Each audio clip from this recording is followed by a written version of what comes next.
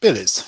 Então, essa aqui é uma apresentação que eu já fiz. Acho que a primeira versão dela foi feita no Filosofísica, uns anos atrás, que os alunos lá pediram para eu dar uma ideia geral. Eu apresentei lá. Então, lá era para um grupo de pessoas que, bom, não tinha formação. A grande maioria lá era físico, certo? Tipo, então, os pré-requisitos para esse tipo de assunto eram bem minimais, assim, né?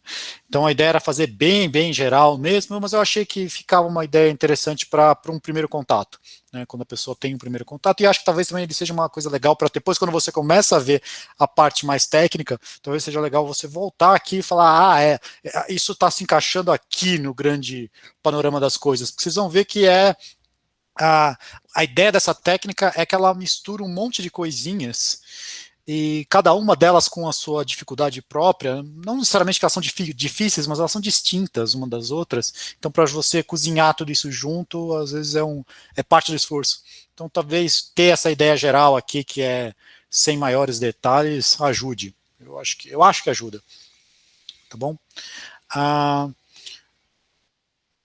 o plano de seminário de 2 horas, lá que eu já vi que estão perguntando aí, em geral, eu acho que 2 horas é muito comprido para um seminário. Eu prefiro uns seminários um pouco mais curtos, mas, digamos assim, o 2 horas seria o limitante máximo. Vamos colocar assim. Ou talvez 2 horas contando discussões no final, que podem ser necessárias. Então eu começo com uns pequenos avisos aqui que estão, tipo, isso aqui está bem informal. Então, por exemplo, pessoal que tiver alguma formação um pouquinho mais para lógica, eu vou cometer algumas atrocidades aqui. Pessoal que tiver formações para outros lados, as atrocidades acho que vão ser diferentes, né? Mas todo mundo vai ter o seu quinhão aí de abusos que eu vou fazer. Eu vou fazer vários abusos que é para tentar deixar a coisa um pouco mais ah, entendível, tá bom? Então, sim, vai ter vários pontos aqui que eu estou escondendo um monte de coisa, tá? De vez em quando eu vou acrescentar, vai ser bem geral, mas de vez em quando eu vou acrescentar um pouco de detalhes, porque eu quero falar sobre certos assuntos que eles só entram se você colocar um pouquinho de detalhe, mas vocês vão ver que quase não tem detalhe nenhum. Tá, então eu vou precisar começar lá de trás para fazer sentido no final, e esse começar lá de trás é discutir um pouquinho o que é a noção de ter uma demonstração. Eu vou motivar por que serve forcing no meio daqui, tá bom? Então não vou nem começar com isso, eu vou começar do que é uma demonstração, tá? Então você pode pensar que formalmente o que é uma demonstração, ela é uma sequência de afirmações, e onde e essa sequência está numa ordem fixada, uma sequência finita, numa ordem fixada, e aí você pensa que cada uma dessas afirmações que apareceram, ela já é um axioma ou ela é consequência das anteriores. Tudo bem? Você tem que pôr umas regras de inferência, aí você tem que fazer algumas coisas, eu não estou nem me preocupando nisso, a gente põe tudo isso no pacote do ser consequência, tá bom? Então você tem uma lista de axiomas lá, então você pode usar essa lista de axiomas em qualquer momento da sua demonstração e pode juntar, acrescentando novas coisas aí que são as consequências que você tem. Em geral, a demonstração é demonstração para alguma coisa, essa alguma coisa é a última linha dessa sua demonstração, certo? Então, se você quer demonstrar um axioma, a sua demonstração tem exatamente uma afirmação, que é ele mesmo, está satisfeita essa definição aí. Tá bom? Então, o importante é cada coisa que apareceu é um axioma ou ela é consequência de alguma coisa que veio antes, né? E axioma para a gente aqui é só uma coisa que a gente está supondo como sendo verdade. Não vou entrar em mais detalhes por enquanto, certo? Para que serve isso, né? Ah, eu vou eu vou inverter um pouquinho o papel do que a gente pensa como sendo os axiomas. Pensa o seguinte: imagina que a gente vai usar os axiomas como sendo uma coleção de afirmações, que é quando eu vou querer mostrar uma coisa num contexto novo, eu vou fazer o quê? A minha ideia vai ser, eu só verifico nesse contexto novo se os axiomas que eu peguei são verdadeiros neste contexto. Por quê? Porque daí depois, qualquer consequência que eu tenho, então qualquer final de prova, né, que eu tenho para aquela definição anterior, a princípio ela já vai estar verificada nesse meu contexto novo. Então, do tipo, eu tenho, sei lá, 10 axiomas. Aí eu tenho um novo contexto. Aí eu pego esse novo contexto, eu vou lá e tenho que verificar se valem esses 10 axiomas nesse contexto.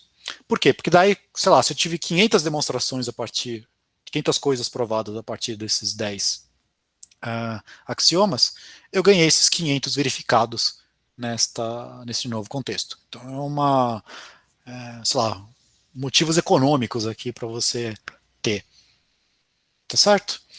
A gente vai tentar, eu vou motivar um pouquinho essa ideia do contexto mais para frente, do tipo, eu vou ter o contexto, vou ter que ter a prova lá dentro, então eu já vou ter verificado essas coisas, isso vai ser bacana para a gente mais para frente, tá?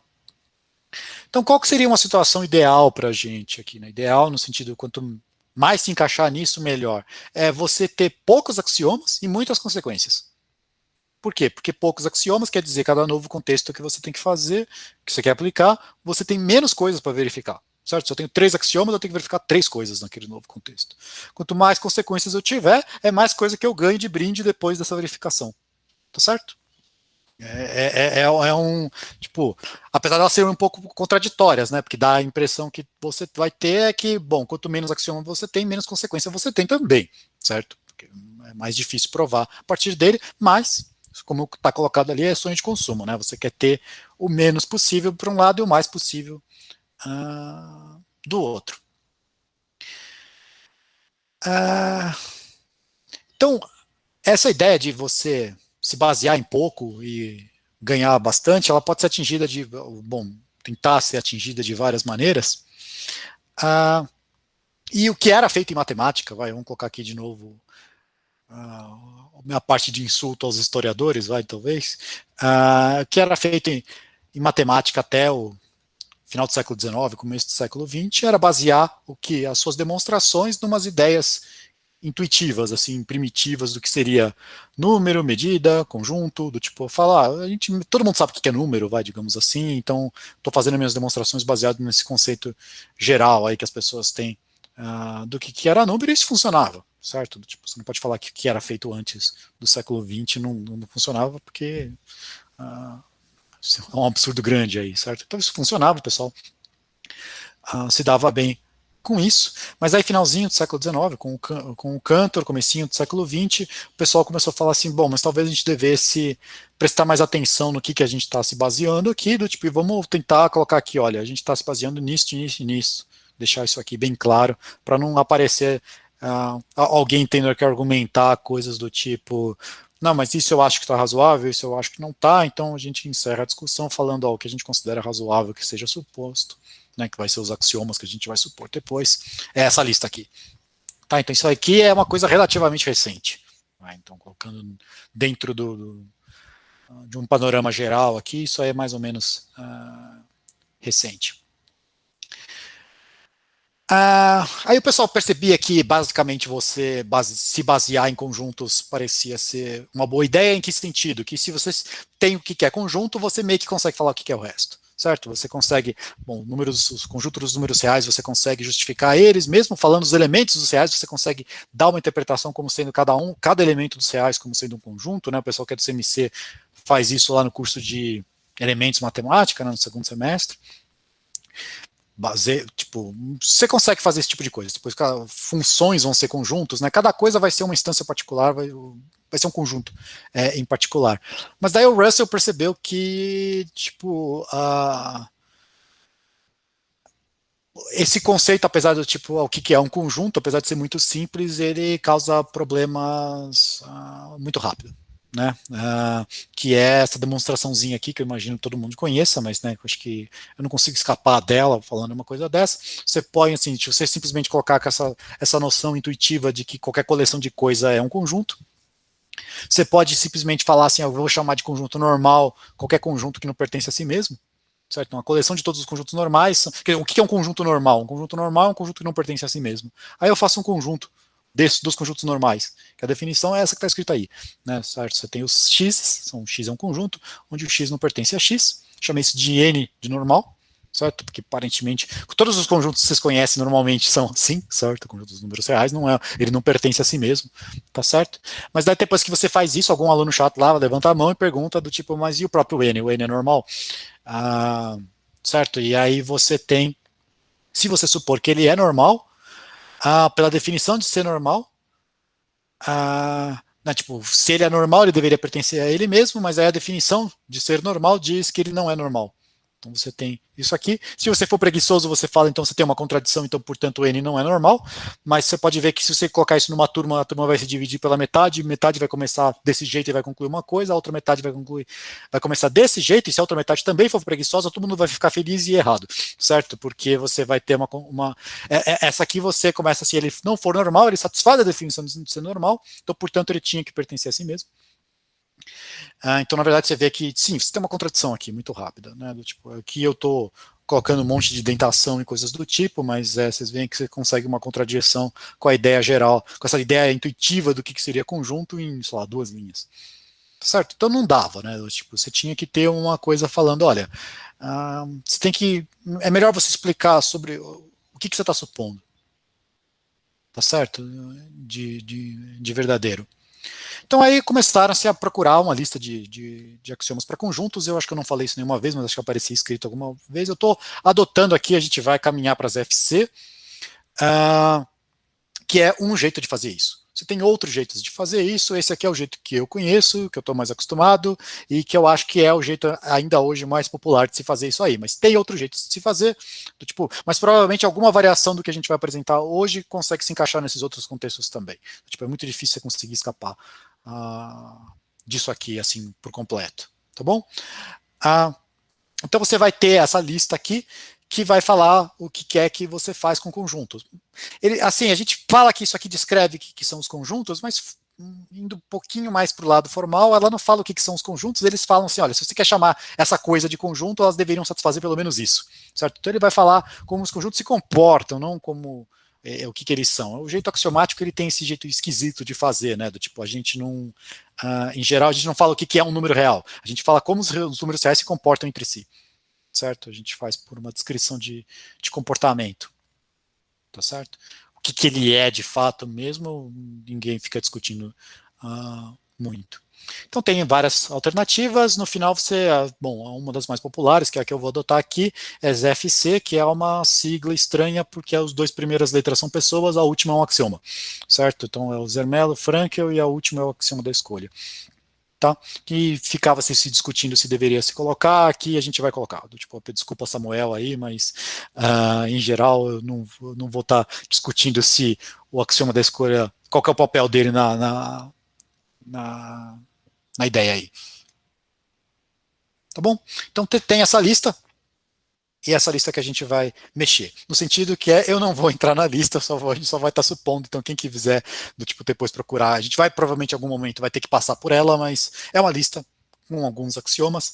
Basicamente ela fala coisas desse tipo aqui, ela fala bem mais que isso, mas assim, só para dar um exemplo para quem nunca viu a lista, ela vai falar assim, se você tiver uma coisa que você está chamando de conjunto e outra que você está chamando de conjunto, então vai ter uma terceira que tem todos os elementos da primeira e do segundo, né? Do tipo, basicamente está falando que você é fechado para união, né? Do tipo, se você tem 2 conjuntos, a união deles também é um conjunto, tá certo? Então ele vai ter coisinhas desse tipo, umas um pouco mais sofisticadas, outras um pouco menos sofisticadas, mas as afirmações são coisas parecidas com isso. Tá bom? Então isso aí a gente não vai entrar hoje, pelo menos, né, o que é essa lista, mas é bem fácil de vocês acharem aí qual que é a lista. Aí uma vez que a gente se fundamenta o que é conjunto, aí você pode ver, tirar as outras coisas de matemática a partir disso, do tipo, digamos assim, se você, uma vez que você sabe o que são conjuntos, e aí você, o primeiro exercício fácil ali é você falar o que seria representaria os conjuntos dos números naturais. Todos os elementos deles seriam conjuntos também, é um pouco esquisito isso, mas a ideia é você pegar, sei lá, tipo, você pega o vazio, depois você pega um conjunto que é o unitário do vazio para representar o 1, aí você faz uma brincadeira com esses dois para fazer o conjunto que representa o 2, e aí você faz uma brincadeira com esses dois conjuntos para representar quem seria o 3, e por aí vai. Aí você teria uma representação para os naturais, só usando conjuntos. Uma vez que você tem uma representação com os naturais e você está à vontade para fazer conjuntos, bom, aí você imagina que você consegue fazer os inteiros. Aí, se uma vez que você tem os inteiros e mais toda a coleção de coisas que você pode fazer com conjuntos, você percebe que você consegue fazer os racionais, e aí uma vez com os racionais e algumas ideias boas, você consegue fazer os reais, e aí por aí vai. Certo? Então, e aí uma vez que tem os reais e conjuntos, você faz meio que qualquer coisa em matemática, né? Tipo, acho que não tem muito mistério aí que está fundamentado as coisas aqui. Você consegue fundamentar essas coisas. Tipo, não é algo pela qual a gente vai passar aqui, mas é essa ideia aí. Em geral, um curso de teoria dos conjuntos ele gasta um bom tempo aí do curso fazendo esse tipo de coisa. Beleza? De novo, como eu falei antes, não é o único jeito que dá para fazer isso, tem outros jeitos, tem alguns mais econômicos em alguns sentidos, menos econômicos em outros, mas no final, os problemas que você vai passar, eles são mais ou menos os mesmos, de qualquer jeito, tá bom?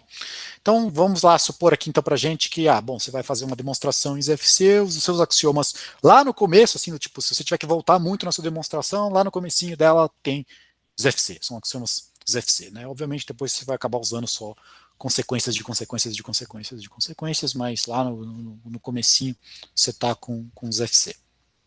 Então, olhando esse negócio assim só, desse ponto de vista bem geral, você já começa a enxergar que você tem algumas limitações, certo? Então, o que a gente tem aqui por enquanto? A gente tem uma noção do que seria uma demonstração, a gente tem a coleção de quem que são os axiomas, até porque isso é necessário para a gente ter essa noção formal do que é uma demonstração. Então, acabou. O Gödel, nos anos 30, basicamente ele falou que se você tiver uma lista de axiomas que é razoável, ela não consegue decidir tudo. O que quer dizer decidir tudo? Você pega uma afirmação, o que seria decidir ela? Então, peguei uma afirmação qualquer. Obviamente, se ela for um axioma, ela está decidida, porque ela é verdade, porque você está supondo isso como verdade. Tá bom? Se ela for a negação de um axioma, também, né, certo? Tipo, porque daí, então, você já sabe que ela é falsa, digamos assim. Mas o problema seria o quê? Seria você ter uma afirmação qualquer e eu quero saber, bom, essa afirmação ela é verdade dentro desse contexto desses axiomas? Né? Tipo, perguntando aqui, eu estou tentando fazer uma motivação semântica, que não é a minha praia, eu estou fazendo a motivação aqui mais sintática. Peguei uma afirmação, tem essa lista de axiomas. Será que essa afirmação ela é consequência, né? Existe uma demonstração para essa afirmação a partir desses axiomas? Ou será que existe uma demonstração a partir desses axiomas para a negação dela? Isso que seria decidir ela. Ou você prova ela, ou você prova a negação dela. Tudo bem? E o que o Gödel provou nos anos 30 é que se a sua lista de axiomas é razoável, e aqui para o razoável você pode botar bastante coisa aí, do tipo, assim, bastante, quase qualquer lista que você pense é razoável, tá? As hipóteses são bem pequenas. Então ela não consegue decidir tudo. Tá bom? Ela não consegue decidir tudo. O que isso quer dizer? Vai ter uma afirmação que você não consegue nem provar ela a partir desses axiomas que você pegou, dessa sua lista razoável, nem uma afirmação que você nem consegue provar a negação dela. E aí, cuidado aqui, né? Tipo, a gente não está falando especificamente sobre ZFC aqui, eu estou falando sobre qualquer lista de axiomas que eu escolhesse que fosse minimamente razoável. Tudo bem? Só para dar um exemplo aqui de uma não razoável, só para não ficar uma coisa parecendo estranha, o que seria uma afirmação não razoável? Supõe que você tem uma lista não razoável. Supõe que um oráculo vem e te conta quais são as afirmações que são verdadeiras. Sei lá, qual é o conceito de verdade, supõe que isso existe também, tá? Então, assim, tipo, quais são todas as afirmações que são verdadeiras? Aí eu pego essas afirmações verdadeiras e considero ela como axiomas. Tudo bem? Então, toda demonstração agora ela passa a ter uma linha, que é simplesmente um axioma, acabou. Tudo bem? Qual que é o problema dessa lista? Por que ela não é razoável? Né? Por que ela não entra naquela? Porque essa lista, ela não é verificada. Você não consegue verificar em tempo finito se uma coisa que te dão é uma demonstração ou não. Por quê? Porque na hora que cada demonstração só vai ter uma linha, a gente já sabe disso. Então só tem uma linha. Qual que é a sua verificação para verificar? O que é o seu trabalho para fazer para verificar se isso é uma demonstração ou não? É simplesmente verificar se essa única linha está na lista. Mas essa lista é infinita. Então, supõe que não está na lista. Você vai começar com a primeira afirmação, não é. A segunda, não é. A terceira, não é. A quarta, não é. E aí você vai e você nunca vai sair dessa lista. Então você não vai conseguir verificar de fato que esse troço não é uma demonstração, por exemplo. Então, aqui só para ficar. Uma das coisas que você pede dessa sua lista é que ela seja verificável.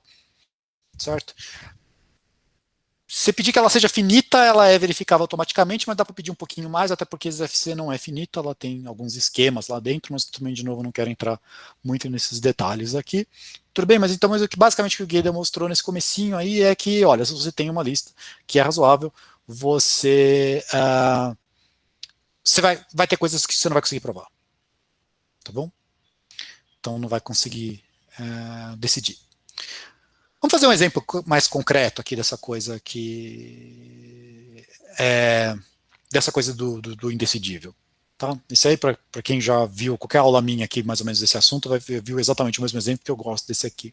Então, fixa a lista dos axiomas de corpo. Né? Para quem nunca viu o que é corpo, basicamente são as regras que falam que você consegue somar, multiplicar e que tem os elementos inversos, né? Do tipo, que são exemplos de corpos, né, que vocês conhecem. Os racionais, os reais, os complexos, todos esses são exemplos de corpos. Tá? Porque funciona soma, funciona multiplicação, funciona inverso, está tudo bonitinho ali. Os inteiros não é, né, porque está faltando os inversos multiplicativos. Ele tem até o oposto, né, ele tem o inverso na soma, mas ele não tem na multiplicação. Certo? E matriz até também não é, né? Porque mesmo que você fica só com as matrizes inversíveis, ainda dá errado, porque corpo em geral você quer que seja comutativo e matriz não é. Tá? Então, só para dar 2 exemplos aí de coisa que não é corpo. Tudo bem? Então, você tem essa lista de axiomas, bem bonitinha, bem simples, bem concreta em algum sentido, né? Acho que o pessoal que não for de matemática acha isso meio estranho você falar que esse troço é bem concreto, mas é. Vamos chamar de o elemento neutro da multiplicação, né, como normalmente, e aí escreve essa afirmação aqui. Eu até propus ela propositalmente bem escrito na linguagem de corpos. Não usei expoentes, não usei o número 2, por exemplo, né, porque quem está no corpo é o 1, né, do tipo 2 está consequência. Então você tem aqui, basicamente essa fórmula aí está escrita de uma forma bem pedante, talvez, que existe alguém que ao quadrado dá 2, né? Ou seja, existe alguém que seria o raiz de 2. Tá certo? Tá bem escrito na linguagem de corpos. Tudo bem, então isso aqui é uma coisa que tá, tipo, se você está num contexto de corpos, você consegue falar essa frase, tipo, não tem nenhuma coisa aqui que saiu desse assunto. Por exemplo, só para dar um exemplo de uma coisa que saiu do assunto. Se você perguntar se o corpo é enumerável, se o corpo é finito, se o corpo é alguma coisa desse tipo, meio que você saiu do contexto aqui. Você está falando sobre existência de funções em outra coisa, né? Tipo, você não está falando sobre os elementos do corpo em si, certo? Isso aqui está falando sobre os elementos do corpo em si, tá bom? Então você tem essa afirmação, e aí na hora que você vai tentar perguntar se dá para provar isso aqui a partir dos axiomas de corpos, a resposta é não, mas também não dá para provar a negação dela. E a demonstração dela você sabe, na verdade, né? Do tipo, por quê? Porque em alguns corpos ela é verdadeira, por exemplo, nos reais, essa afirmação é verdade, enquanto que em outros corpos ela é falsa. Os racionais, ela é falsa. Então aqui a gente volta para aquele negocinho lá no começo. Lembra que eu falei que, tipo, para que vai servir os axiomas em algum sentido? Você tem algumas coisas que você verifica. Então aqui eu pego a lista dos axiomas de corpo. Você dado um conjunto com umas operações, você verifica se ele é corpo ou não, certo? De uma maneira mais ou menos curta. E se você tiver um teorema sobre esses axiomas, ele tem que valer em todos os exemplos de corpos que você tenha. Então aqui a gente tem um caso de uma fórmula, né, uma afirmação, que é esse existe raiz de 2 aí, e a gente tem um exemplo de um corpo que ela não é satisfeita e o outro exemplo em que ela é satisfeita. Então, cada um deles mostra que uma dessas afirmações não pode ser provada. Então, do tipo, como nos reais ela é verdadeira, a negação dessa fórmula não pode ser provada, porque senão ela tinha que ser verdadeira em todos, inclusive nos reais, e ela não é. Né? Estou falando da negação. Em compensação, os racionais dão a outra metade. Os racionais mostram que essa afirmação não pode ser uma consequência dos axiomas, porque se fosse uma consequência, ela tinha que valer nos racionais também.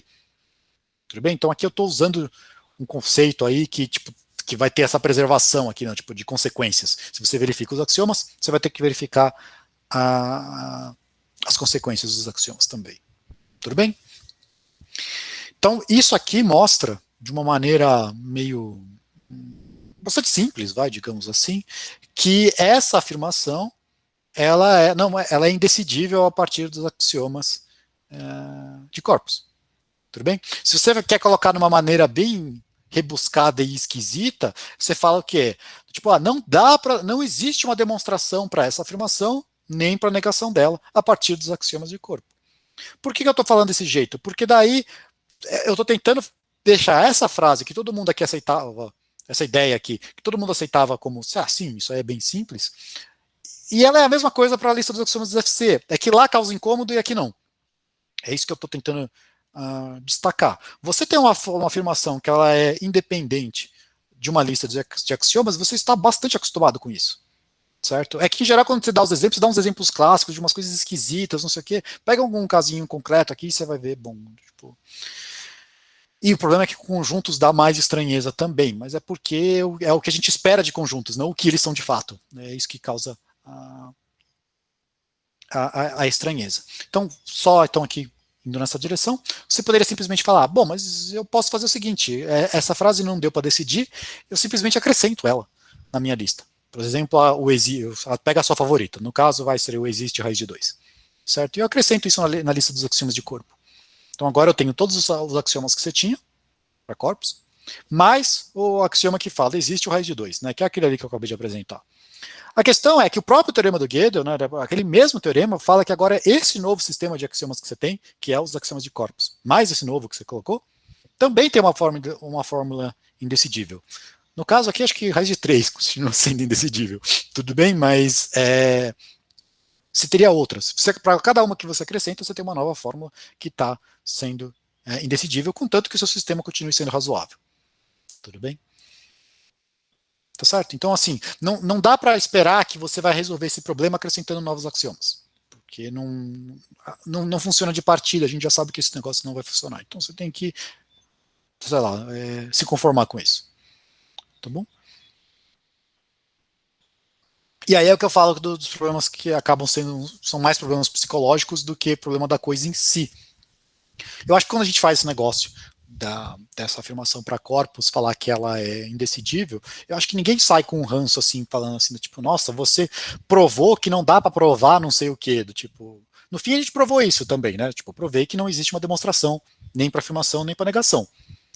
É porque quando você chega para alguém e fala para alguém incauto, assim, do tipo, falando assim, olha, eu provei que não dá para provar, a pessoa acha que a sua demonstração começa, suponha que alguém provou e aí acontece alguma coisa estranha com a pessoa, ou alguma coisa assim, e não, certo? Tipo, vocês veem que nosso argumento não passa por essas coisas mais esotéricas, assim, talvez fosse legal, mas não passa, certo? E o que vai acontecer que eu quero destacar aqui é que com conjuntos acontece exatamente a mesma coisa. O problema é que, como a gente encara conjuntos como forma de fundamentação de matemática e, para desenvolver essas técnicas, a gente está usando conjuntos também, cria um certo ranço aqui na coisa que é do tipo, mas espera, você tá mais ou menos falando sobre o que você está fazendo, em algum sentido. Então, uma parte da dificuldade que aparece aqui, de fato, é inerente por causa disso, tá? Mas o que eu quero destacar é, fórmulas serem independentes, isso vai acontecer sempre. Assim, seria estranho se essa lista de axiomas que você deu não tivesse. Ela seria a exceção, certo? O ela ter independentes é ela ser como todas as outras. Tudo bem? E aí uma parte da estranheza que causa na gente é que a gente fala, poxa, mas ela estava aí para fundamentar tudo e você está falando que ela não fundamenta. Fala assim, porque era esperado que ela não fundamentasse. Tudo bem? Então a gente vai ter coisas que você não consegue provar. É lógico que, bom, isso aqui é só um detour, assim, para quem nunca viu nada sobre isso, ou viu muito pouco e quiser ir atrás, tem vídeo de seminário de coisas legais que fala sobre esses assuntos, e tem artigo na Actalegalicus também que fala sobre esse assunto, também de forma bem introdutória. Então quem quiser ir atrás aí depois disso, só procurar essas coisas aí na internet que acha, ou me escreve que eu indico. Alguém poderia tentar ter uma outra esperança, que seria o quê? Falar assim, tipo, mas será que essas sei lá, você sabe que elas existem, mas você não sabe quais são elas. E aí você poderia ter uma esperança de que elas não são importantes, né? Vamos supor que você conseguiu decidir todas as que são razoáveis, mas as que vai sobrar umas artificiais lá que não servem para nada, certo? Do tipo, isso poderia ser uma esperança.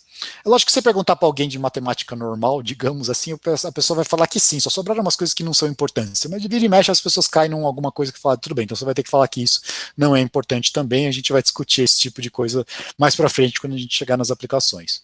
Tá? Mas num primeiro momento pode dar uma impressão assim. Tanto era que, bom, não que tanto era porque não sabiam disso na época ainda, mas a primeira afirmação que foi descoberta que era independente da lista dos axiomas do FC, que se tinha na época, acabou sendo a hipótese do contínuo, que coincidentemente era o primeiro problema lá da lição de casa que o Hilbert deixou para o pessoal. Então na lista do Hilbert tinha meio que para você tentar decidir o que era a hipótese do contínuo, né, se ela valia ou não. E aí depois você acabou descobrindo que ela era independente dos axiomas. Isso não quer dizer se ela é verdade ou não, porque, sei lá, aí você teria que definir o que é verdade antes, certo? Eu tô só falando que, assim, ela não é uma consequência. Nem ela, nem sua negação são consequências dos axiomas do FC. Talvez se devesse acrescentar ou a negação dela na lista, sei lá, tipo, enquanto a gente não tem nenhuma evidência concreta, digamos, de qual que se deveria fazer, o que a gente faz a gente trabalha com essas duas possibilidades. A gente às vezes supõe a hipótese do contínuo para provar certas coisas, e a gente às vezes supõe a negação da hipótese do contínuo para provar outras coisas. Tipo, isso é bem típico de coisas que se faz, tá bom? Então, explicar o que é a hipótese do contínuo, se você nunca viu isso. Não sei se você já viu coisas sobre ter tamanhos de conjuntos infinitos, que eles podem ser diferentes, né? Porque isso é aquela coisa que a gente vê na escola, que na escola você tem conjunto finito e conjuntos infinitos. E acabou aí, só tem essa dualidade. Aqui a gente acaba tendo mais coisas, né? Os infinitos a gente separa em diversos tamanhos. Como é que você fala sobre tamanhos de conjuntos infinitos? É basicamente sobre bijeções, né? Se você tiver uma bijeção entre os conjuntos, você fala que eles têm os mesmos tamanhos, têm o mesmo tamanho. Tudo bem? Então, é coisas que você consegue provar de maneira mais ou menos fácil. Tipo, são todas fáceis depois que você já sabe fazer, né? Dos naturais e os inteiros, eles têm o mesmo tamanho, só que a primeira vez que você vê é um pouco estranho, né? Porque afinal esse está contido nesse e sobraram infinitos caras, então esse aqui deveria ter maior, mas você vê que dá para fazer uma objeção. E desse aqui para cá também acontece uma coisa parecida, mas, bom, aí depois que você já fez esse aqui, para fazer esse, acho que é aquele argumento do Linus Pauling lá em matemática sai, né? Tipo, fazer uma diagonalzinha assim, sai a demonstração. E tem esse aqui, que é a demonstração clássica da diagonal de Cantor, que você mostra que os naturais têm menos que os reais, né? Porque em geral, quando você acaba, primeira vez que você acaba vendo, você começa vendo tem um monte dessas bijeções, você começa a ver que aquela ideia, começa a parecer que aquela ideia da escola aqui, tipo, conjuntos infinitos têm todos o mesmo tamanho, vai continuar aqui, mas aí não, né? Os reais é maior de fato. Tudo bem? E aí, mais geral, usando mesmo que é o mesmo argumento que tem aqui, sempre que você pegar um conjunto e tomar partes dele, né, o conjunto de todos os subconjuntos dele, você sobe de tamanho. Então você tem os naturais, partes naturais, isso é maior, partes de partes, isso é maior, partes de partes de partes, isso é maior. Então, na verdade, você tem uma quantidade ilimitada aqui de tamanhos possíveis. Tá? Então, você tem diversos tamanhos para conjuntos infinitos. Mas depois que você vê essa afirmação aqui, né, que do tamanho dos naturais para os reais você aumentou, e repara que eu não estou falando nada aqui, eu só estou falando que aumentou, certo? O que você pode tentar verificar aqui? Verificar é o quanto que aumentou. O que eu quero dizer com isso? Dá para você aumentar os naturais, né, tipo, conseguir um tamanho maior que os naturais, que seja maior que os naturais, mas ainda é menor que os reais? Certo? Eu falei que eu tinha um conjunto, depois eu aumentei de tamanho, bom, mas eu aumentei em que sentido, né? Eu aumentei no sentido que eu aumentei o mínimo que dava, em termos de tamanho, né? Obviamente não em termos de elementos. Então, tipo, eu aumentei o mínimo que dava ou será que eu dei um salto grande aqui? E a hipótese do contínuo fala exatamente sobre isso. Ela está falando que o que se achava, né, o que se esperava, ou digamos, o que a hipótese do contínuo afirma, é que não existe esse x. Então, esse é o menor salto que você faz. Do tipo, se você passou do tamanho dos naturais, você já alcançou ou passou também o dos reais, certo? Não tem como você ficar ali no meio do caminho. Tá? Então, isso que é a hipótese do contínuo. Né? A hipótese do contínuo é afirmar que não existe alguém que fique estritamente em termos de tamanho entre esses dois. Se você quiser uma linguagem mais cômoda aqui que vai ajudar pra gente depois, é falar que isso aqui é o tamanho do contínuo, né? O 2 elevado a ômega. Tipo, pensem que isso aqui, talvez para não ficar tão. Estou usando ordinais, né? Então pense isso aqui como sendo todas as funções que saem dos naturais e chegam no 0,1. Tá? O tamanho disso é exatamente o tamanho do ômega 1. O ômega 1 é o primeiro ordinal não enumerável. A gente não vai entrar nessa discussão hoje, mas para quem conhece, né? Então ele é o menor tamanho não enumerável, digamos. Isso é a mesma coisa que falar isso que está aqui escrito em cima com uma anotação completamente diferente. Tá certo? O Gödel, de novo, ainda nos anos 30, eu acho, talvez anos 40, mas acho que foi anos 30 ainda, no finalzinho, provou que não dava para provar que a hipótese do contínuo era falsa. Certo? Tipo, então, a partir dos axiomas do FC. Tá? Aqui eu sempre estou adotando os axiomas dos FC como lista aqui para gente. Então, o que ele provou é que não dava para provar a negação da hipótese do contínuo. Tá bom? Aqui eu vou motivar um pouquinho a ideia do que é que o Gödel fez, porque isso vai ser uma parte dos braços que a gente vai ter que seguir para frente, que é a parte de modelos. Isso aqui não é não é exatamente o que a gente vai seguir para forcing depois, mas ele ajuda bastante a entender algumas coisas. Tá? Então ele apresentou um modelo para isso. Aqui eu vou fazer, de novo, vários cortes, porque eu não vou entrar na definição do que é o modelo, até porque dependendo de qual que é a definição que você faz, isso aqui não é um modelo, mas vamos lá. Então, um modelo para uma lista de axiomas, bem grosso modo aqui, ela é uma coleção dos objetos, que é essa coleção como um todo satisfaz aquela lista de axiomas que você pegou. Certo? Então, por exemplo, se você pegar os reais, os racionais, eles são modelos para os axiomas de corpo. Sendo um pouquinho mais formal, não é só o conjunto, você tem que falar qual é a estrutura que você está colocando também. Então, por exemplo, é os reais junto com a sua operação de soma, junto com a sua operação de multiplicação, e blá blá blá. Isso satisfaz aquela lista dos axiomas de corpo. Você tem que pegar a lista dos axiomas de corpo, ver tudo que aparece lá, e tem que ter um jeito de interpretar isso dentro dessa sua coleção. Tá bom? Então, os reais com suas operações usuais e os racionais com suas operações usuais são modelos para os axiomas de corpos. Tá? E aí a ideia, que aqui você consegue já formalizar uma ideia que apareceu lá atrás, é que se você encontra um modelo para uma lista L, então supondo que você tem uma lista L de axiomas, nesse modelo vale uma certa afirmação, então imagina que você tem uma afirmação nova que não é uma das que estava na sua lista. Vamos ficar aqui com a lista de corpos mesmo, então vamos pensar que o L é a minha lista de corpos, e essa P aqui pode ser existe o raiz de 2. Tá? Se você verificou num dos modelos específicos que vale a existência do raiz de 2, quer dizer que a negação dessa afirmação não é uma consequência, porque senão ela tinha que valer em todos os modelos. Isso aqui é um jeito de formalizar, pelo menos eu não estou explicando como é que prova isso, mas é um jeito de formalizar um conceito que apareceu lá para trás. Tá certo? Então aqueles contextos que eu comentei lá no comecinho, um jeito de formalizar eles é essa ideia de modelo.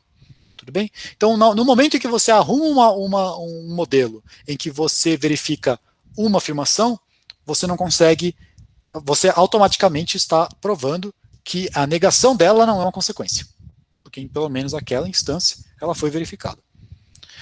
Ela ser consequência ia querer dizer, ela em si ser consequência, iria querer dizer que em todos os outros modelos ela ia valer também. Você conseguiu dar em um. Então, só em um só quer dizer que a negação dela não pode ser o caso de estar valendo em todos, porque você já achou um exemplo. Tudo bem? Então, é essa ideia que a gente vai usar aqui.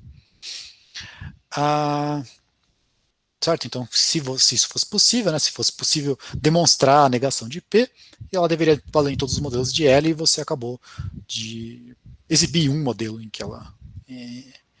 que não vale ou não P, né, porque vale o próprio P. Tá certo? Bom, e aqui a gente está supondo mais uma coisinha que eu passei batido, né, ou muito rápido, é que a gente tem sempre que o P e o P não valem ao mesmo tempo, sem entrar em muito mérito aí da coisa. O que era o modelo de Gödel? Então aqui de novo vamos tentar fazer mais ou menos, não vou falar aqui como você constrói ele, apesar de ser uma ideia bem bonitinha, mas a gente não vai usar ela depois, mas só tentar destacar um pouco o que é a ideia de fazer um modelo para conjuntos, talvez, que eu acho que é a parte que fica mais interessante. Imagina que você tem todos os conjuntos disponíveis para você. Então você tem aqui a coleção, vamos chamar de V, por certos motivos, a coleção de todos os conjuntos. Mas eu não vou usar essa coleção inteira, eu vou pegar uma subcoleção dela. Tá? Eu sei que tem algumas pessoas que já estão com um incômodo atrás da orelha aí, que então essa subcoleção que eu vou pegar, ela não vai ser um conjunto, tudo bem? Do mesmo jeito que a coleção de todos os conjuntos não é. Mas eu vou pegar uma subcoleção dela, que ela satisfaz os axiomas de ZFC. Em que sentido? Por exemplo, né, a gente nem listou aqui quem são eles, vamos pegar aqui nessa subcoleção que você pegou dois conjuntos lá dentro. A união deles tem que estar nessa subcoleção também, porque senão já não satisfazia o axioma da união. Tudo bem? Você vai ter que vazio tem que estar nessa definição. Tipo, qualquer coisa que você explicite, do tipo, ela tem que ser fechada por operações com conjuntos que você consegue fazer a partir da lista de ZFC. Tudo bem? Do mesmo jeito que, por exemplo, se você tiver nos reais, você fala, peguei o corpo dos racionais. Aí eu acrescentei o raiz de 2. Né? Raiz de 2 é um cara que não está nos racionais. Eu acrescento ele. Então eu tenho os racionais mais o raiz de 2. Isso não é um modelo para corpo, certo? Porque não é fechado para soma, certo? 2 mais raiz de 2 não está nesse negócio. Tudo bem? Aí o que você faz? Você fecha para soma. E aí, então, na hora que você fechar isso para soma, para multiplicação e para essas coisas, você conseguiu um lugar que vai satisfazer os axiomas de corpo. E não é nem os racionais, nem o raiz de 2. Então aqui você vai pegar uma subcoleção, que ela vai ser fechada por operações, digamos assim, e ela vai valer também, vai satisfazer também a hipótese do contínuo. Então ela é uma subcoleção, são menos conjuntos do que todos os que existem, tá? E nela vale a hipótese do contínuo. Estou tentando destacar que isso aqui que ela é menos do que todos os que existem, porque o que ele está fazendo, ele não está provando que a hipótese do contínuo vale em todos os conjuntos. Ela está falando que ela vale nessa subcoleção. Tudo bem? E aí isso vai ser suficiente para mostrar, então, que você não consegue provar a negação dela. Como que você faz isso? Então, vamos chamar essa coleção de L. Aqui esse L está bom, mas antes eu chamei de L uma coleção de axiomas, mas tudo bem, vai. Então a L aqui é uma coleção de conjuntos. E aí eu vou tomar apenas alguns conjuntos, não pega os conjuntos que existem, eu vou pegar só alguns conjuntos e vou colocar dentro de L. Então L vai ser uma coleção mais fininha aqui, né? Menos conjuntos, não são todos. Então, como eu comentei, essa L tem que ser fechada por algumas operações, por exemplo, por união, vai ter que ser fechada por intersecção, vai ter que ser fechada por imagens de funções que estão lá dentro, um monte de coisa assim. São verificações mais chatinhas, mas ela tem que ser fechada por essas operações, senão ela não ia satisfazer os axiomas de ZFC. Mas eu quero destacar um axioma que eu acho que ele já começa a dar uma ideia de coisas, ele já vai motivar coisas que a gente vai ver para frente, tá? Que é o seguinte, que eu chamei aqui como sendo um truque. Imagina que a hora que você tem um A, ele é um desses conjuntos que estão nessa sua coleção L. Tudo bem? Tem um axioma do ZFC que fala que existe o partes de A. O que é o partes de A? É o conjunto que contém todos os subconjuntos de A. Né? Ele é um conjunto cujos elementos são os subconjuntos de A. Certo? Isso os axiomas do ZFC te dão a existência desse conjunto.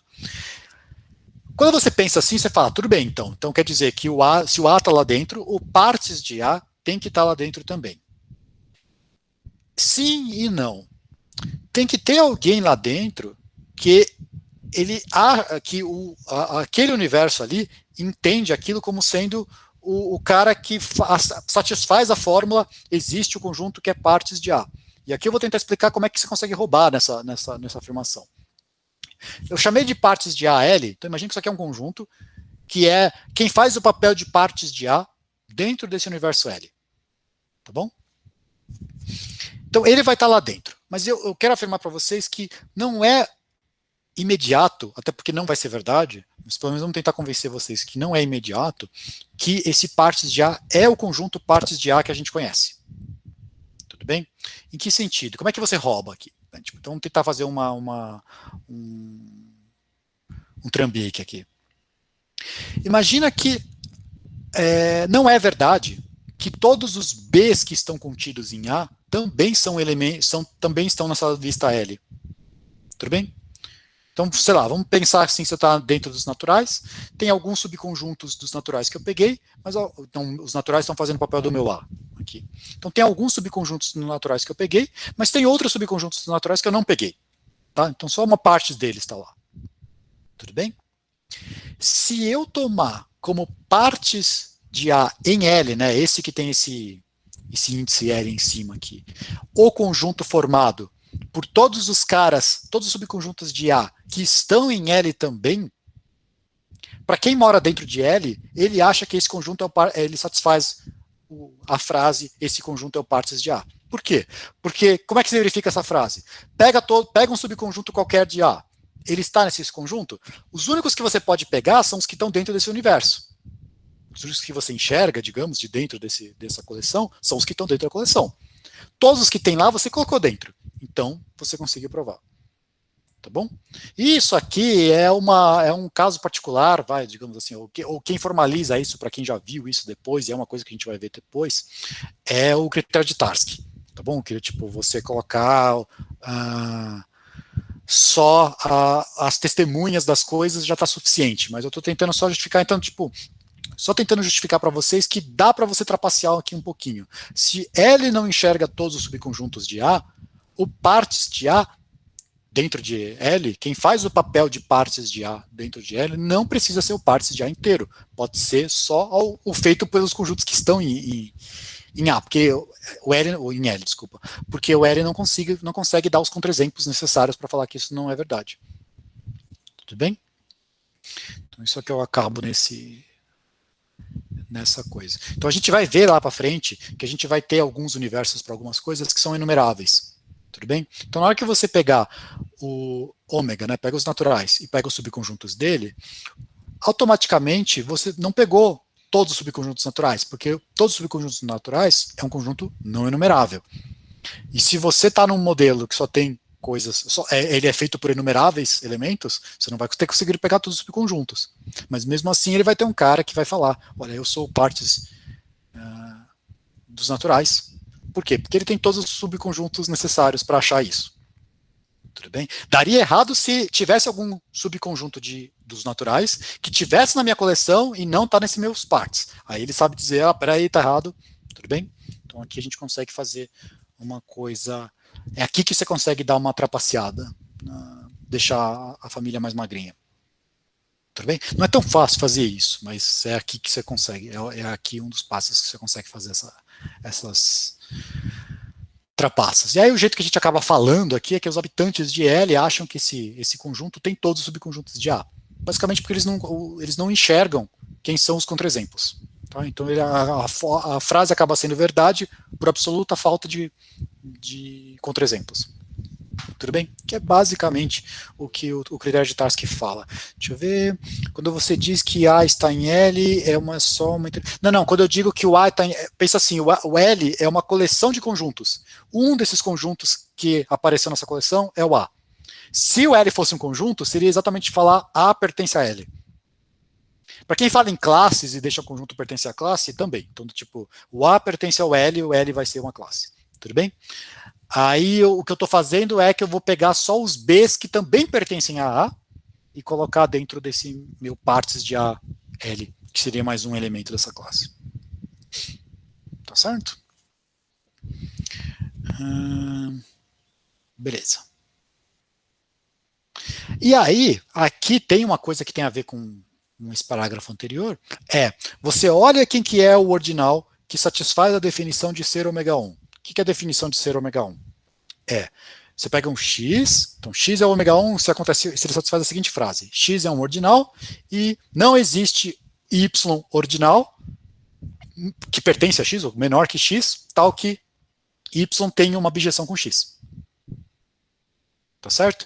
Então, repara que essa frase, ela fala o seguinte: imagina agora que você pegou um cara que é um ordinal, ela satisfaz a definição de ser ordinal. Imagina que isso aqui está satisfeito dentro do seu modelo também. Então ele é um ordinal dentro, ele é um ordinal fora. Ele ser ômega 1 ou não vai depender se você colocou certas funções na sua coleção, porque cada função também é um conjunto. Então, se você colocou alguma função entre ele, que dá uma abjeção entre ele e um anterior a ele não pode ser ômega 1. Desculpa, eu tinha que falar que ele é não enumerável também, né? Então ele não tem uma objeção com ômega e ele não tem tem que falar que ele é um cardinal e não tem uma objeção com algum anterior com ele. Tudo bem? Mas se você colocou essa função, ele deixa de ser o ômega 1. Tá? Então isso que eu estou só querendo dizer que ser o ômega 1 pode ser que o cara que satisfaz ser o ômega 1 dentro desse universo L, acontece uma coisa igual esse partes a ele, não seja o ômega 1 fora.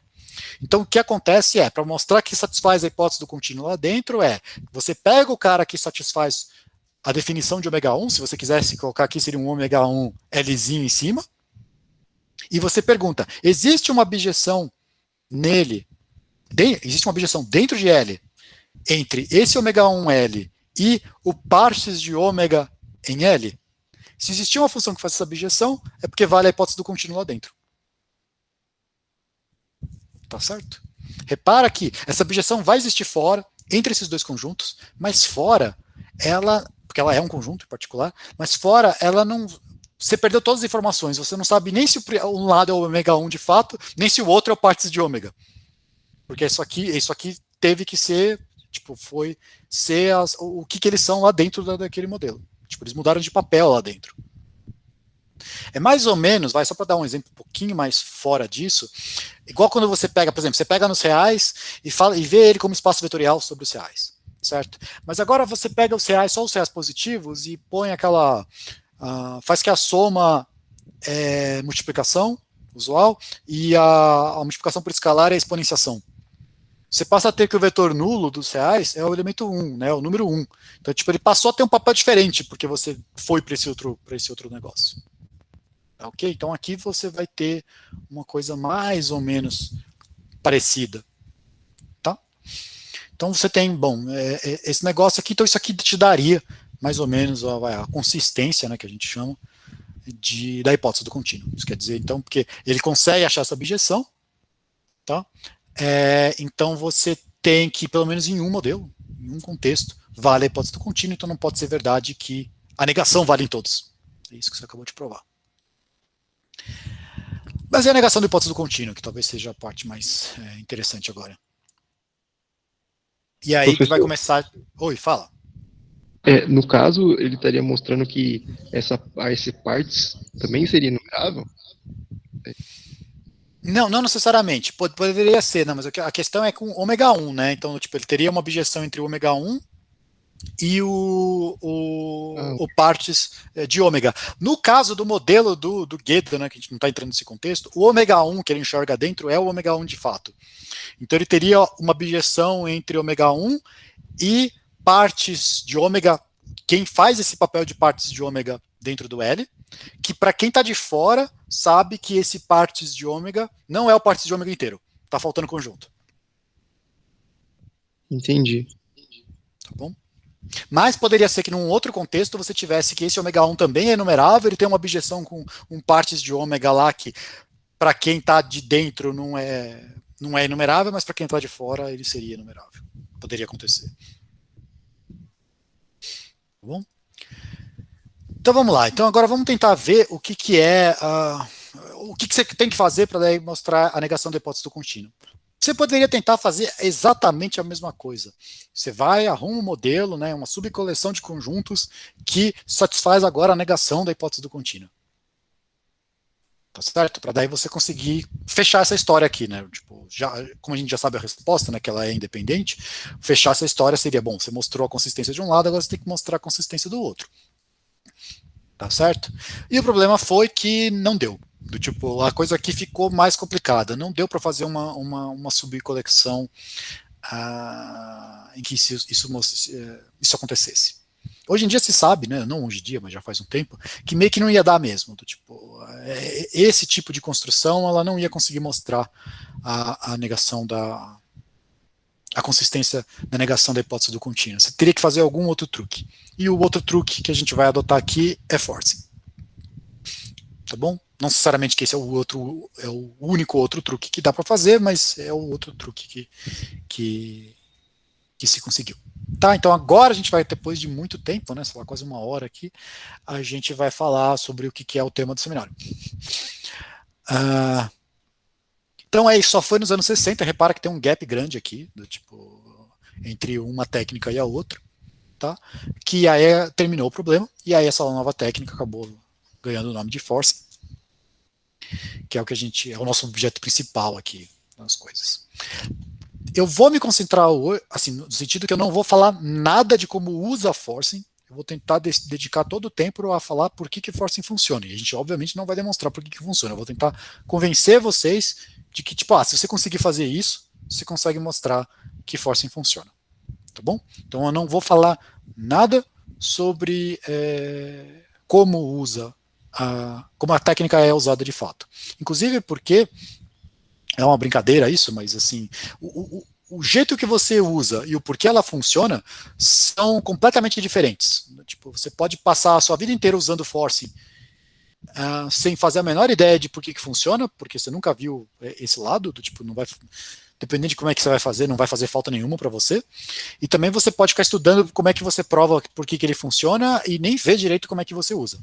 Tá bom? Tipo, são dois assuntos bastante diferentes.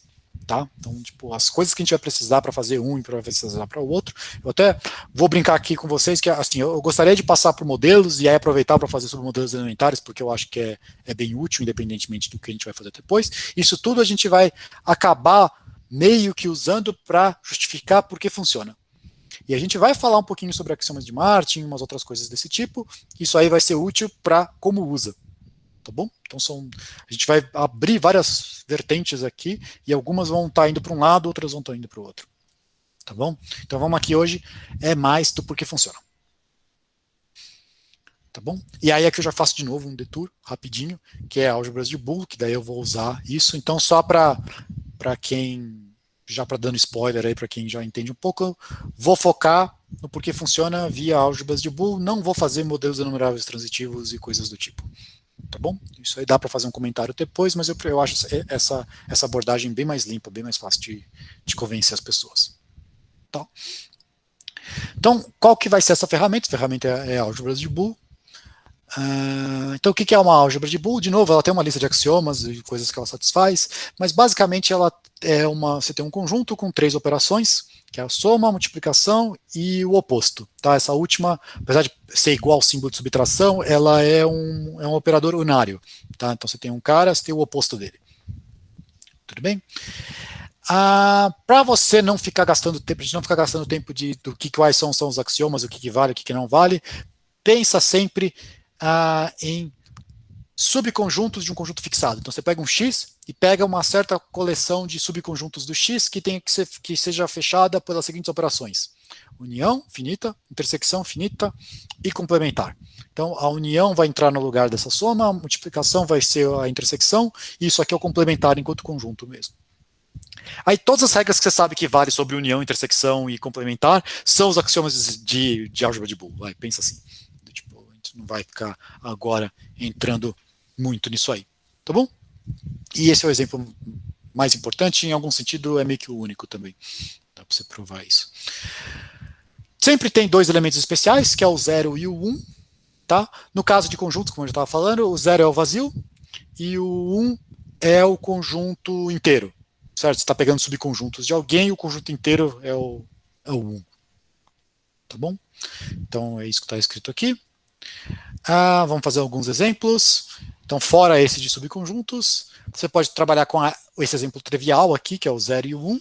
Tá, isso eu tenho que falar quais são as operações. Aqui você consegue fazer até listar tudo, né? Fazer uma tabelinha aí do que é. Então, por exemplo, 0 mais 1 é 1, 0 vezes 1 é 0, complementar do 0 é o 1, complementar o oposto, né, do 1 é o 0. Basicamente é isso. Mas um outro exemplo é esse aqui. Esse aqui vai ser mais interessante para uma coisa que a gente vai fazer depois. Tá? Em particular, ele é subconjuntos desse conjunto AB. Tá? Então, isso aqui está fazendo o papel do 1, isso aqui fazendo o papel do 0, e você tem 2 elementos aqui que não fazem papel nem do 0 nem do 1. São outros 2 elementos distintos. Tudo bem? Então, isso aqui é uma álgebra de Boole. Ela é fechada por união, por intersecção e por complementar. Certo? O complementar desse é esse, como a gente já viu, mas o complementar desse, por exemplo, é esse cara aqui. Tá certo? E esse mais esse é esse. Bom, vocês já entenderam. Certo? Uma que é útil também, sei lá, todos os subconjuntos dos naturais. Tá bom? Pega todos os subconjuntos naturais e aí você tem, isso é uma álgebra de Boole. Numa álgebra de Boole, você consegue definir uma ordem também. Isso vai ser importante para o que a gente vai fazer daqui a pouco. Se você estiver pensando no caso de subconjuntos, pensa na inclusão. Tá? Tudo que vai valer sobre essa ordem é o que vale na inclusão e vice-versa. Então a inclusão é a nossa ordem. Tá certo? Você consegue definir isso, no caso geral, né, só usando as operações. Você vai falar que o A é menor que o B, sem somente C, o A vezes B é igual a A. Se você voltar para conjunto, você percebe que está tudo fazendo sentido, né? O A está contido no B, sem somente C, a intersecção do A com o B é o próprio A. Certo? Outro jeito de escrever isso, A é menor que B, sem somente C, A mais B é igual a B.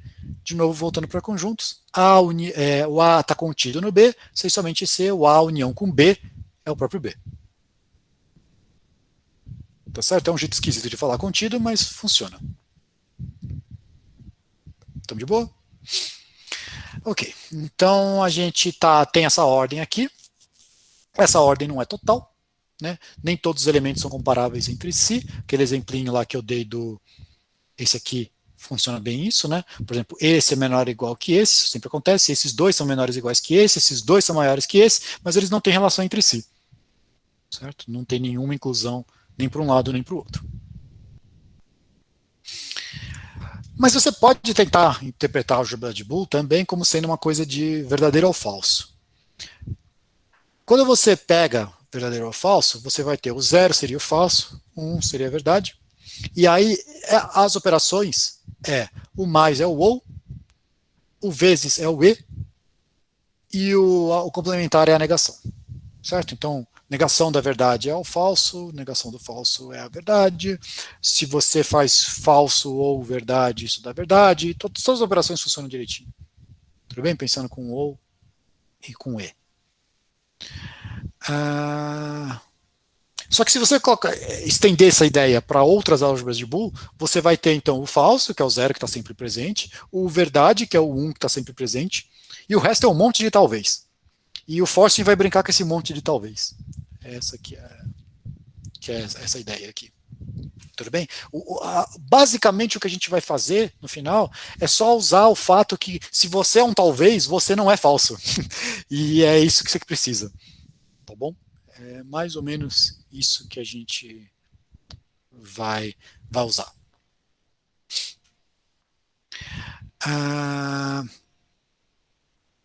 E essa ordem, ela acaba tendo uma interpretação interessante para a gente, que apesar dela não ser total, ela vai te dar uma coisa do seguinte: quanto maior você for, mais perto você está do elemento 1, que seria a verdade. Tá bom? O 1 é o maior elemento. Tá? E é a nossa verdade. Então você tem o 1 numa ponta, o 0 na outra, e as outras aqui no meio. Elas não são comparáveis entre si, mas elas são comparáveis com o falso e com o verdadeiro.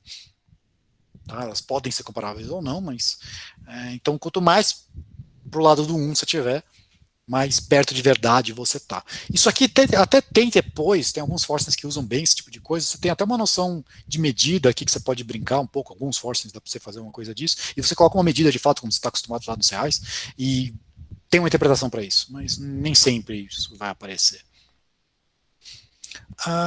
Aí a gente vai fazer o quê? A gente vai dar um valor para cada fórmula. Você vai pegar uma fórmula escrita na linguagem de teoria dos conjuntos, ou seja, ela pode usar o pertence, ela pode usar o igual, que é basicamente os dois símbolos que você tem em teoria dos conjuntos, e aí você vai associar a essa fórmula um valor de uma álgebra de Boole. Então a gente fixa uma álgebra de Boole, tudo bem?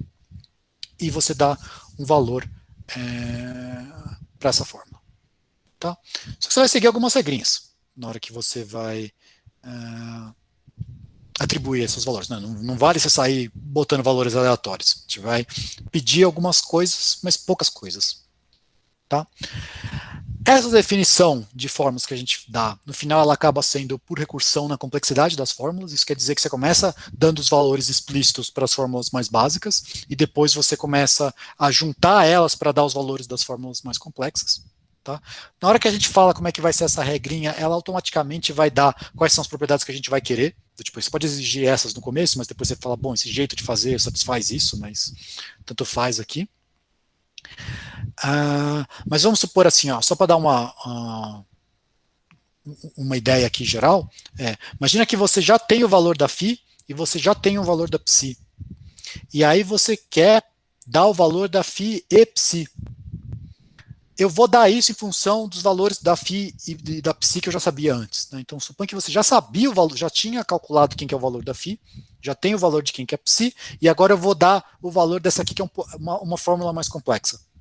E eu faço o quê? Eu simplesmente multiplico os dois valores. Lembra, esse troço aqui é um elemento da álgebra de Boole. Então, na hora que você multiplica, isso faz sentido. Eu tenho um elemento da álgebra de Boole vezes outro elemento da álgebra de Boole. Isso é um terceiro elemento da álgebra de Boole, que é o valor dessa aqui. Quando eu vou fazer esse, eu somo. Lembra que a gente comentou que multiplicação tem a ver com E, o OU tem a ver com a soma?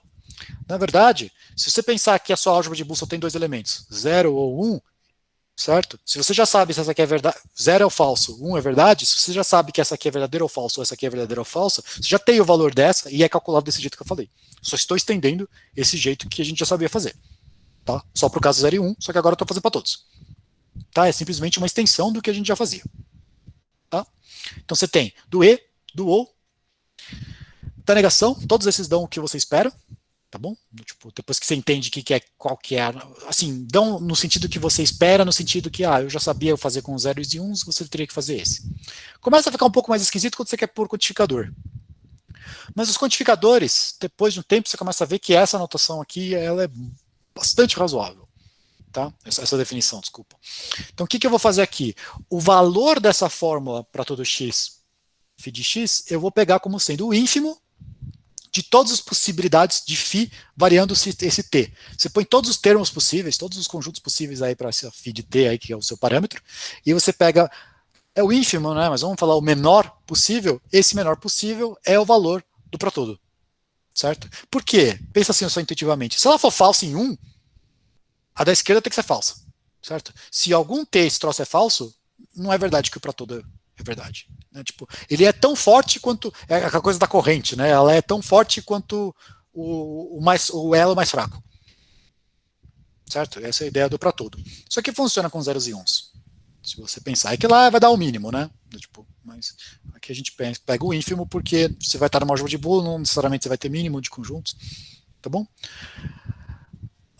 O do existe sai assim. Certo? Basta um que satisfaça esse troço, né? Do tipo, você pega o mais forte que deu, se fosse máximo, né? Mais fácil de entender. Pega o cara que deu o maior valor aqui. O que deu o maior valor aqui é o cara que você vai pôr como sendo do existe. Tá bom? E também funciona. Tá? Se vocês verem, desse jeito que eu coloquei aqui, de colocar essa recursão, isso aqui não está minimal. Né? Porque, por exemplo, com 2 desses eu faço o terceiro. Com um desses mais esse eu faço o outro. Apesar de eu estar definindo desse jeito, se você falar, não, vou usar os outros para definir, você vai chegar no mesmo lugar. Então está tudo fazendo sentido. Né? Se você tivesse um jeito de fazer e outros dão com respostas diferentes, aí sim você teria um problema, mas aqui dá a mesma coisa. Um exercício depois, para quem quiser tentar fazer. Tá bom? Então, se eu já tenho como é que valem algumas fórmulas, eu consigo fazer a versão mais complicada delas seguindo essas regras. Tá bom? Então, lembrando, a gente está num processo aqui que a gente está atribuindo um valor da álgebra de Boole fixado para cada fórmula. Por quê? Vai aparecer daqui a pouco, mas por enquanto a gente está fazendo. O para todo pode ser pensado como um E infinito. Sim. E aí você pensa que o ínfimo é um produtório. Isso. E aí aqui o sup você pensa como um somatório. Que, para quem não está acostumado com a álgebra de Boole, é o que acontece. Se você pensar, o ínfimo vai ser um produtório e o sup vai ser um somatório. Tá bom? Faltas atômicas. Certo? O que são as atômicas? As atômicas são aquelas fórmulas que, tipo, eu já sei se eu tenho uma fórmula de um jeito, eu consigo fazer a versão complicada dela. Então, na vida real, o que você faz? Você pega a fórmula, você vai tentando pegar versões mais simples dela, decompondo ela em versões mais simples, mas tem uma hora que você não consegue mais simples que aquilo. Certo? Essas são chamadas de atômicas por causa disso. Né? Aqui no nosso caso não tem nêutrons e elétrons e coisas do tipo. Então a gente sabe dar valor a gente sabe atribuir o valor das compostas, uma vez que a gente já sabe cada pedacinho delas, mas aí faltam as mais simples, que são as que não tem mais pedacinhos para quebrar.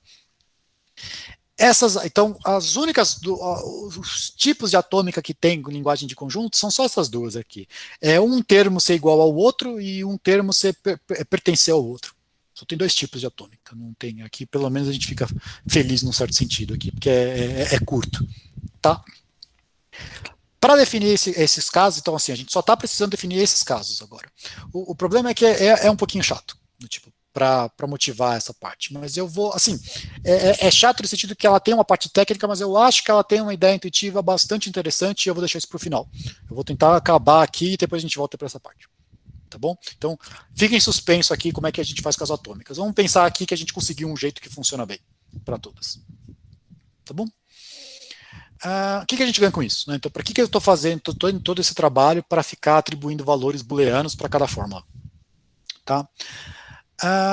Uma coisa que você consegue provar é o seguinte: se uma fórmula φ implica a fórmula psi, então o valor booleano da φ é menor ou igual que o valor booleano da psi.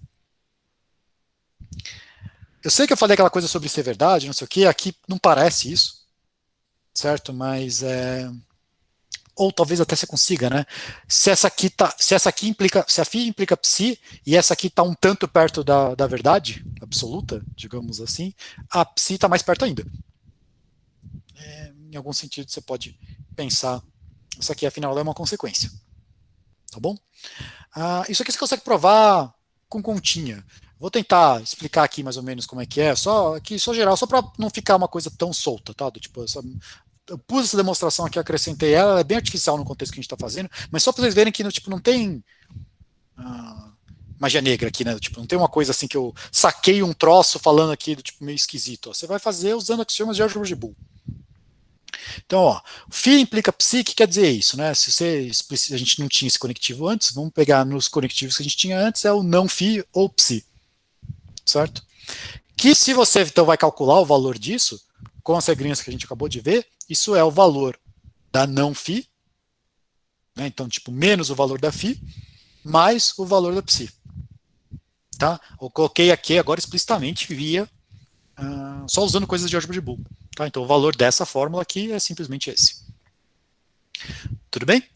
Essa implicação ser verdadeira, né, tipo φ implicar psi, formalmente a gente vai traduzir, né, quando a gente tiver esse negócio lá para frente mesmo, vai ser simplesmente falar que o valor dessa fórmula aqui, né, do φ implica psi, o valor dela é 1. Tá bom? Então, o que você está querendo dizer? Se o valor dela é isso, mas por outro lado você está falando que ela é verdade, é porque o valor dela é 1. Tá? Então eu tenho que esse troço aqui, que é feito a conta, é o 1. Tá bom? Essa é a interpretação que a gente tem lá depois. Bom, mas agora se eu multiplicar dos dois lados dessa equação por φ, pelo valor da φ, lembrando, isso aqui são todos elementos da álgebra de Boole, esquece que esse negócio são fórmulas. Multiplico dos dois lados pelo valor da φ, o que eu obtenho? Esse lado aqui, ó, na hora que você tem menos o valor da φ vezes φ, isso dá zero. Tá bom? Tipo, é imediato dos axiomas. Pensa no complementar, né? Tipo, você está fazendo a intersecção do complementar com o próprio conjunto. Isso dá vazio, que é o zero. Tá? Então esse aqui some e aqui sobra esses dois multiplicados. E aqui, 1 vezes o valor da φ é o próprio valor da φ. Tá bom? Então sobrou o quê? Isso igual a isso. Mas se você lembrar agora como é que era a definição de ordem, a gente falou exatamente era essa, né? Tipo, lembra, era com A's e B's. A vezes B dá A se o A é menor que B. Que é o que a gente queria provar. Tá bom? Então tá provado aí. Tipo, a gente tem essa coisa aí que tipo, tinha essa pequena intuição ali da gente, e isso sai aqui. Tá bom? E aqui é uma outra coisa que é importante, apesar de estar escrito errado ali, álgebra, é que não importa qual é a álgebra de Boole que você fixa, né, porque você vai fixar uma lá no começo.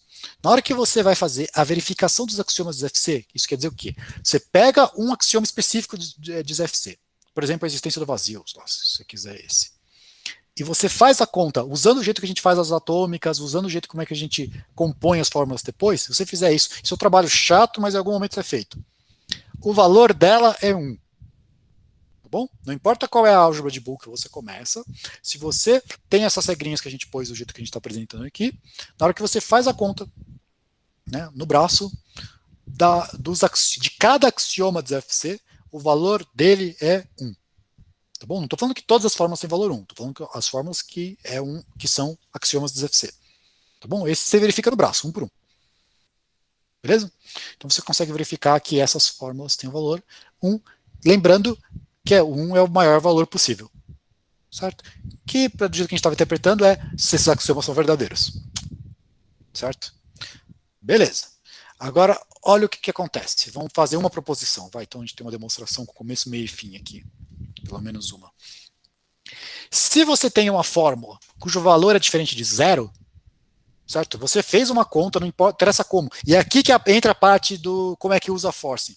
Todo um monte de coisa que você faz lá é como que você obtém isso. Como que você obtém que o valor booleano de uma certa fórmula é diferente de zero. E na maioria dos casos você não vai falar nem sobre valores, nem sobre álgebra de Boole, nem sobre nada. Você vai usar um outro teorema lá que fala que é equivalente a fazer uma outra coisa. Tá? Então por isso que eu estou falando que assim que é bem distinto.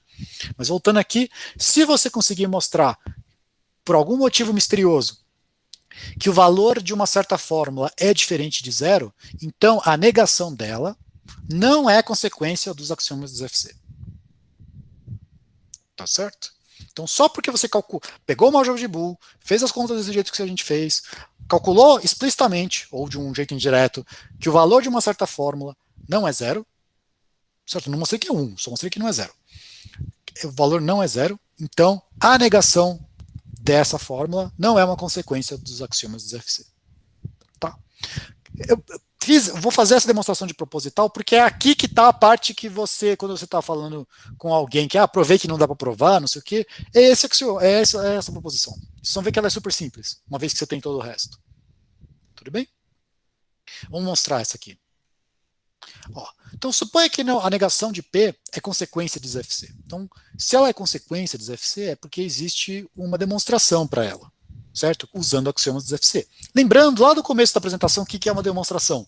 É uma sequência de afirmações, onde cada uma delas é uma forma, é um axioma, ou é consequência das anteriores. Para resumir aqui, o que é ser consequência das anteriores? É você ter alguma coisa do tipo, ela é uma fórmula do tipo B, e alguma que apareceu antes é uma da forma A implica B, certo? E alguma outra é A. Então você junta aquele A com esse A implica B, e aí você vai ter esse B aqui para frente. Tudo bem? Mas veja, se você conseguir mostrar, então, se você tem uma demonstração de não P, e a gente tem que os axiomas do FC têm todos os valores 1, lembra que foi o último comentário do slide anterior? Se você tem um axioma, ele vale 1, qualquer consequência dele tem valor 1 também, pelo aquele comentário que a gente fez antes. Certo? Os valores sobem por consequência. Então, se você começou no máximo, você continua no máximo.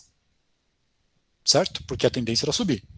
Então, qualquer consequência de ZFC, o resumo do slide anterior, é qualquer consequência de ZFC tem também valor 1. Bom, mas você teria então que se você está supondo que não P é consequência de ZFC, não P tem valor 1. Basicamente pelo slide anterior. Mas por definição, o valor da própria P é menos o valor da negação de P. Então é menos o valor 1. Só que menos o valor 1 é zero. Certo? Complementar do vazio, do complementar do conjunto inteiro é o vazio. Então o que você conclui? Que o valor da P é zero. Só que a única hipótese que você tinha é que o valor da P era diferente de zero. Então não deu. Tudo bem? Então, pela contrapositiva aqui, você tem esse resultado. Então, basta você mostrar que o valor da fórmula é diferente de zero para você mostrar que ela é consistente. Você não consegue provar a negação dela. Beleza? Então, é basicamente o que vai ser feito depois são jeitos ou resultados que você consiga garantir que o valor de certas fórmulas seja diferente de zero. Tá bom? E aí, a cartada final é essa aqui. Vamos pagar a dívida lá, que era o que a gente não tinha resolvido das atômicas. Vamos dar só um gostinho aqui de como é que você faz as atômicas. Eu vou tentar, em algum sentido, generalizar a ideia de conjunto. Tá? Acho que é um bom jeito de interpretar o que é que a gente está fazendo. Quando você fala que um conjunto é X, se ele é esse X1, X2, X3, X4, eu estou falando o elemento X1 ou vamos fazer de outro jeito. O X1 é um elemento de X, o X2 é um elemento de X, o X3 é um elemento de X e o X4 é um elemento de X. Eu estou falando exatamente quem são os elementos desse meu conjunto X. Aqui eu vou fazer uma gambiarra aqui, que é um truquezinho, que é, em vez de eu falar que o X com certeza, que o X1 é com certeza um elemento de X, eu vou abrir possibilidades para X1 talvez seja um elemento de X. Tá? Eu vou trocar uma certeza por um talvez. Certo? Para fazer uso da álgebra de Boole. Como é que eu vou fazer isso? Para o x1, eu vou associar um valor a 1. Para o x2, eu vou associar um valor a 2. Para o x3, eu vou associar um valor a 3. Para o x4, eu vou associar um valor a 4. Pensa nisso como sendo uma função. Quem é a função? O domínio é x1, x2, x3, x4. O contradomínio é a própria álgebra de Boole. Né? Todos esses AIs aqui são elementos de A. Pensa que o AI, ele indica o quanto que é verdade o x1, o xi, ser elemento do x. Tá? Então, se você tivesse um conjunto normal, digamos assim, né, os AI sempre valem 0 ou 1. São as suas características. certo? Que você está acostumado. Então, por exemplo, nesse caso aqui, quando você lista assim, está implícito que o valor desse é 1, o valor desse é 1, o valor desse é 1, o valor desse é 1 e o valor de qualquer outro é 0. Certo? Então, você pensar que seria um conjunto de naturais, e é o conjunto 1, 2, 3, 4, quer dizer que o 1 tem valor 1, o 2 tem valor 1, o 3 tem valor 1, o 4 tem valor 1, e o 5 tem valor 0. E o 6 também, e o 7 também. Todos os outros têm valor 0, e o 0. Tá bom? Então, eu estou simplesmente falando quanto que é a força desse elemento ser um elemento de fato no meu conjunto. Eu listo quem são os candidatos, mas eu falo quem são os que têm mais ou menos chance de estar. Então, por exemplo, se eu colocasse aqui no X1 ele é 0, eu listei, mas eu estou falando, olha, ele não está. Tá bom?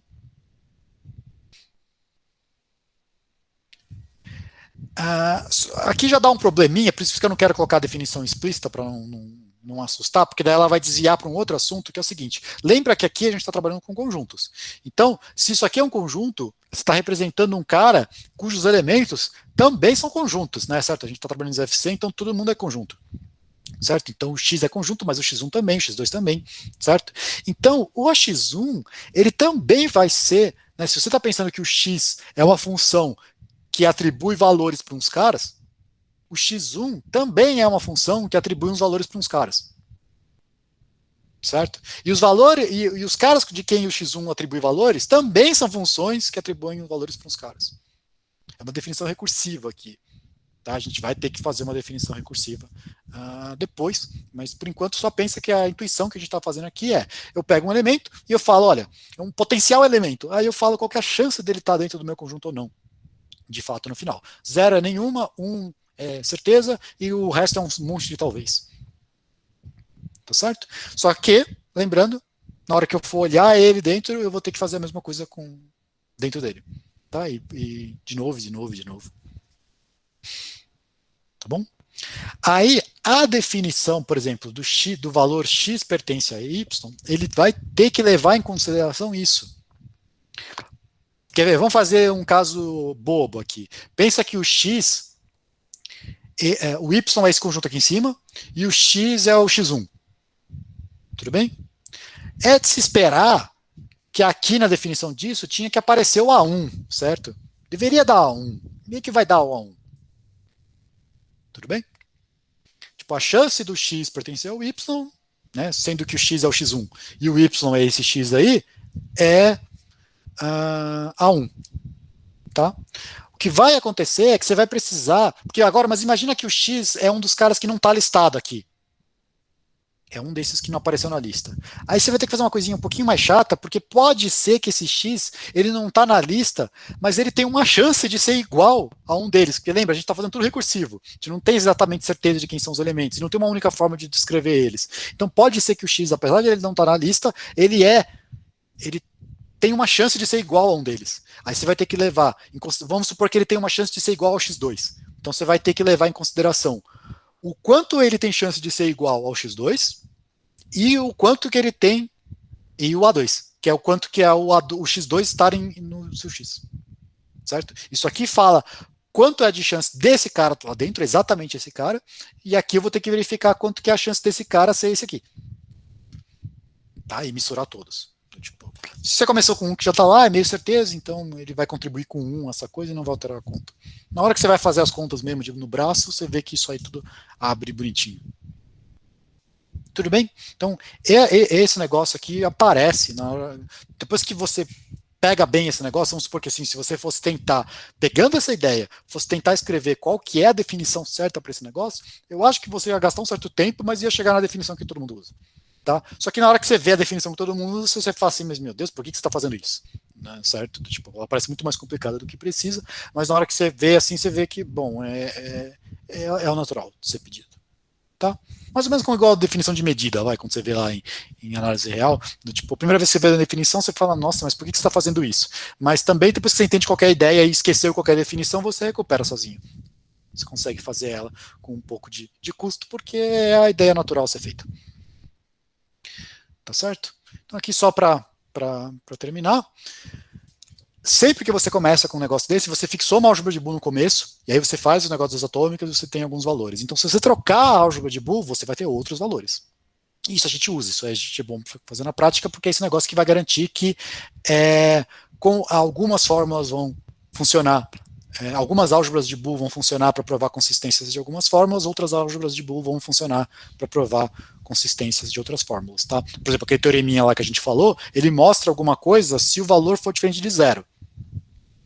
Certo? Se o valor é igual a zero, ele não garante nada. Você vai ver que ele não conclui nada ali e você não consegue concluir de fato. Tipo, não é porque a coisa tem valor 1, é o que vai aparecer na demonstração, é a parte que vai dar errado. Não é porque a fórmula tem valor 1 que ela é consequência de ZFC. É o contrário. Se ela é consequência de ZFC, ela tem valor 1. Tá bom?